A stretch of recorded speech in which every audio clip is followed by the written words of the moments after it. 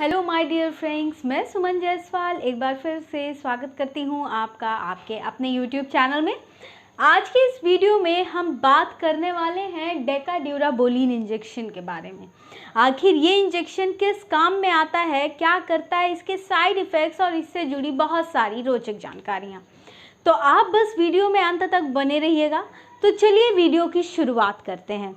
डेकाड्यूराबोलिन injection, सबसे पहले मैं आपको बता दूं, ये इंजेक्शन जो कंपनी बनाती है उनका नाम है जाइडस हेल्थ केयर। ये injection Zydus health care company बनाती है। 50 mg का आता है एम्प्यूल। अब देखिए, ये एक एनाबोलिक स्टेरॉयड कैटेगरी क्लास की ड्रग है। एनाबोलिक स्टेरॉयड क्या होते हैं? देखिए, एनाबोलिक स्टेरॉयड्स क्या करते हैं कि ये टेस्टोस्टेरॉन का जो इफेक्ट होता है ठीक उसको नकल करते हैं, मिमिक्स करते हैं, कॉपी करते हैं। ठीक है, यानी कि ये टेस्टोस्टेरॉन की नकल करते हैं, टेस्टोस्टेरॉन जैसा कार्य करते हैं और उसके बाद क्या करते हैं, मसल्स को बिल्डअप करते हैं, बॉडी बोन्स को ताकत प्रदान करने का काम ये करते हैं। अब देखिए, ये एनाबॉलिक स्टेरॉयड क्या होता है ये तो मैंने आपको बताया, मसल को बिल्डअप करना, उनको ताकत देना, कैसे, इस टेस्टोस्टेरॉन के जैसे कार्य करके। अब देखिए, ये एग्जैक्टली इस काम को करते कैसे हैं, तो चलिए देखें। मैं सबसे पहले एक बात और बताऊंगी कि ये जो पोस्ट मेनोपॉजल वूमन होती हैं, पोस्ट मेनोपॉज क्या होता है दोस्तों? पोस्ट मेनोपॉज ये स्थिति होती है कि पीरियड्स स्टॉप होने हो, अगर किसी भी महिला का 1 साल तक पीरियड्स लगातार एब्सेंट हो रहा है, मेंस्ट्रुअल साइकिल सही नहीं चल रही है और 51 वर्ष की है वो महिला, लगभग पहुंचने वाले हैं, तो उस स्थिति को पोस्ट मेनोपॉज कहते हैं। मेनोपॉज आने से पहले की ठीक अवस्था, पीरियड्स बंद हो जाने को।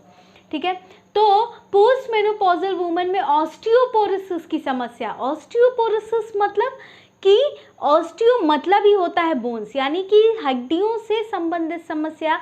हड्डियां इतनी कमज़ोर हो जाती हैं, नाजुक हो जाती हैं कि वो आसानी से टूट भी सकती हैं, फ्रेजाइल हो जाती हैं।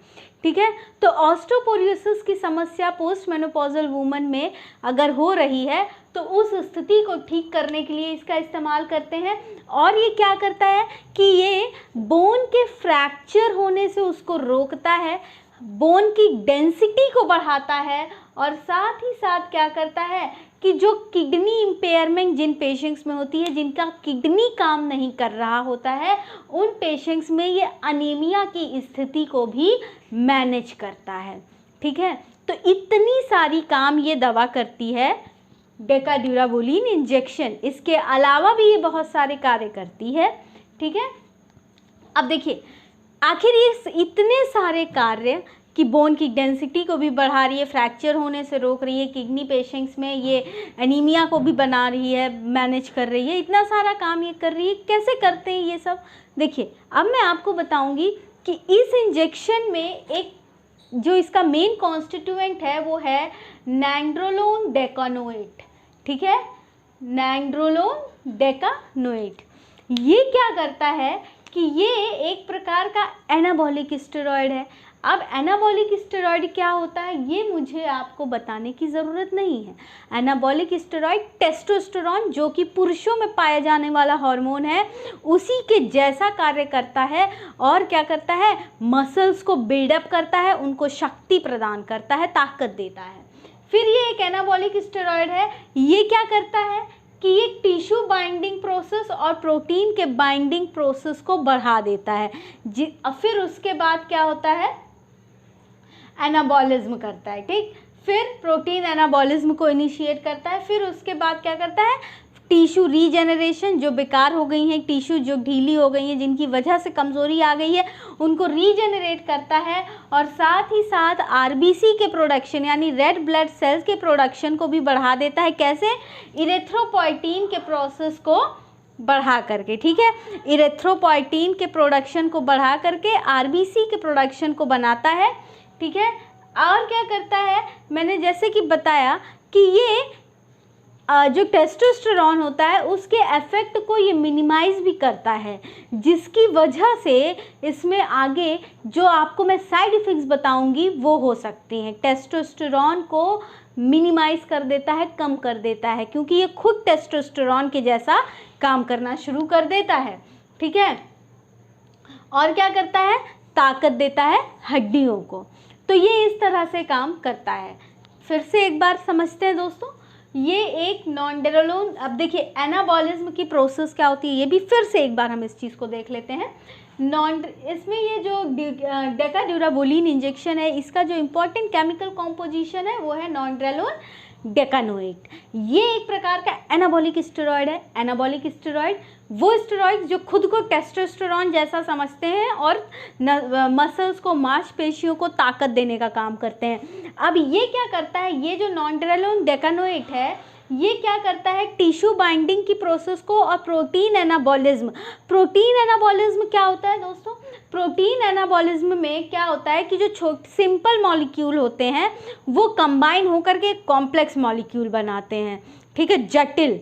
तो अब ये जब प्रोटीन एनाबॉलिज्म को बढ़ावा देगा तो उसके बाद क्या होगा भाई, छोटे छोटे मिलके बड़ा कॉम्प्लेक्स बनाएंगे तो क्या होगा, उसकी वजह से टिश्यू जो है वो रीजनरेट होंगी, जो ख़राब हो गई थी, जिनकी वजह से कमज़ोरी आ गई थी, वो टिश्यू रीजनरेट होंगी। और साथ ही साथ आरबीसी के प्रोडक्शन को भी ये बढ़ावा देंगी, क्योंकि ये इरेथ्रोपोइटीन के प्रोडक्शन को बढ़ावा देगा। तो इसीलिए कहा मैंने कि किडनी पेशेंट्स में जिनको किडनी इम्पेयरमेंट है उसमें ये अनीमिया मैनेज करता है। क्या करेगा, आरबीसी को प्रोडक्शन को बढ़ा देगा। वहीं दूसरी तरफ ये क्या करता है, जो टेस्टोस्टेरॉन होता है ना उसका काम को कम कर देता है, मिनिमाइज कर देता है, जिसकी वजह से आगे अभी साइड इफ़ेक्ट्स आपको देखने को मिलेंगे।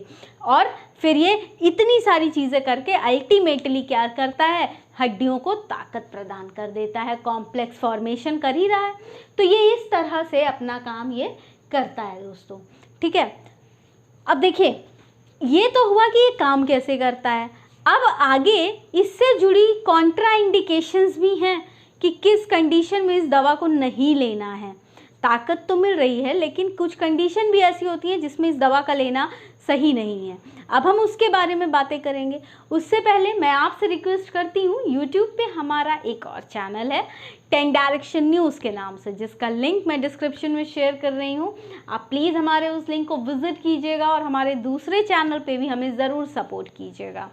अब देखिए कॉन्ट्रा इंडिकेशंस, प्रेगनेंसी और लैक्टेशन सबसे इम्पॉर्टेंट। प्रेगनेंसी, अगर कोई माँ प्रेग्नेंट है या कोई माँ लैक्टेशन पीरियड में है यानी अपने बच्चे को दूध पिलाते हैं तो ना दें ये दवा, उनको ये दवा नहीं दी जानी है। क्यों? क्योंकि इससे फीटल एबनॉर्मेलिटी या बच्चे में किसी प्रकार की गड़बड़ी होने की संभावना आ जाती है। तो प्रेगनेंसी और लैक्टेशन में इस दवा को नहीं लेना है। फिर दूसरा, प्रोस्टेट कैंसर। पुरुषों में प्रोस्टेट कैंसर है या फिर क्या है, ब्रेस्ट कार्सिनोमा के लक्षण दिख रहे हैं तो भी इस दवा को नहीं देना है। अगर पेशेंट को डायबिटीज़ मेलाइटस है, किडनी या फिर लीवर संबंधित कोई समस्या पहले से है तो इस दवा का सेवन नहीं करना है। ठीक है, और अब देखिए जो ज़रूरी चीज़ वो ये है कि साइड इफ़ेक्ट्स क्या हैं। हर कोई जानना चाहता है भाई ले तो लेंगे हम दवा, पर हमें क्या क्या नुकसान उठाना पड़ेगा। दोस्तों अगर वीडियो अच्छा लगे तो लाइक कीजिएगा और चैनल पे नए हैं तो सब्सक्राइब बनता है और शेयर ज़्यादा से ज़्यादा कीजिएगा। अब देखिए साइड इफ़ेक्ट्स की मैं बात करूं तो एक्ने हो सकता है, साथ ही साथ गायनिकोमेस्टिया। गायनिकोमेस्टिया एक स्थिति होती है जिसमें पुरुषों के स्तन में महिलाओं जैसे उभार आने लगते हैं, तो उस स्थिति को कहते हैं गायनिकोमेस्टिया। और क्या हो सकता है, ब्लैडर इरिटेबिलिटी, ब्लैडर में इरिटेशन हो सकता है। प्रायापिज्म, देखिए चूँकि दोस्तों मैंने आपको यहाँ पे बताया था कि ये टेस्टोस्टेरॉन को मिनिमाइज़ कर देता है, टेस्टोस्टेरॉन के प्रभाव को कम कर देगा। तो अगर टेस्टोस्टेरॉन के प्रभाव को कम कर देगा तो उस दौरान प्रायापिज्म हो सकता है, यानी कि इरिक्शन के दौरान पेन, दर्द होगा। दोस्तों इस पर मैंने एक वीडियो बनाया है जिसका लिंक मैं डिस्क्रिप्शन में शेयर कर दूँगी, आप वहाँ से देख सकते हैं।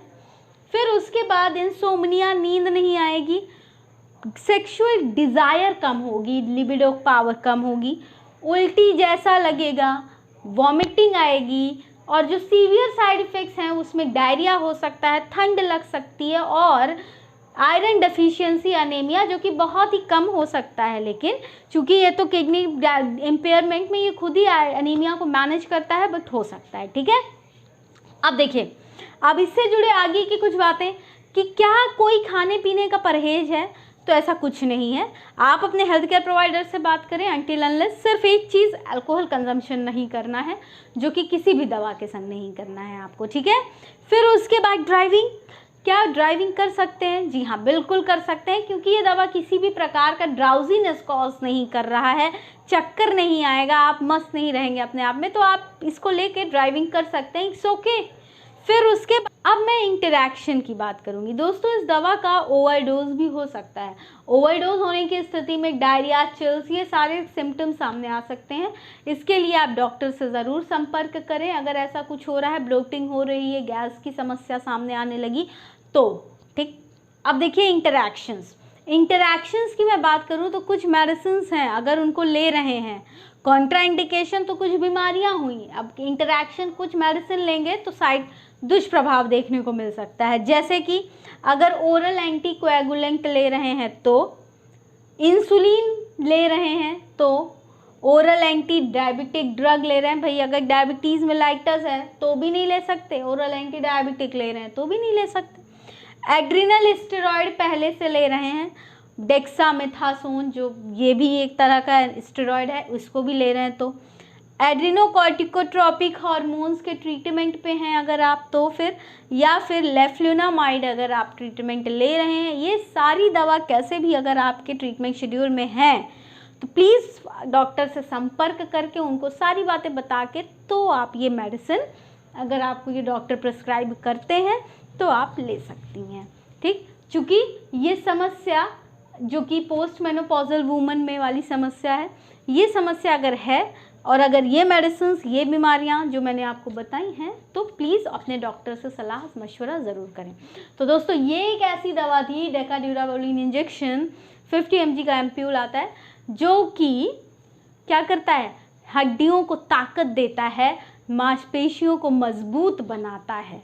ठीक है, तो इंजेक्शन बहुत काम का, लेकिन कुछ छोटी छोटी बातें थी जो मैंने आपको इस वीडियो में बताई। उम्मीद करती हूँ अच्छा लगा होगा, समझ में आया होगा, मेरी कोशिश आपको अच्छी लगी होगी। तो आप वीडियो लाइक कीजिएगा, शेयर कीजिएगा, चैनल पर नए हैं सब्सक्राइब कीजिए। वीडियो से रिलेटेड कोई सुझाव, कमेंट सेक्शन ओपन है, आप सुझाव वहां दे सकते हैं। अब मैं सुमन जायसवाल आपसे विदा चाहूँगी, अगले वीडियो में मिलेंगे, किसी नई मेडिसिन को रिव्यू करेंगे, नई समस्या के बारे में बातें करेंगे। तब तक के लिए स्वस्थ रहिए, धन्यवाद।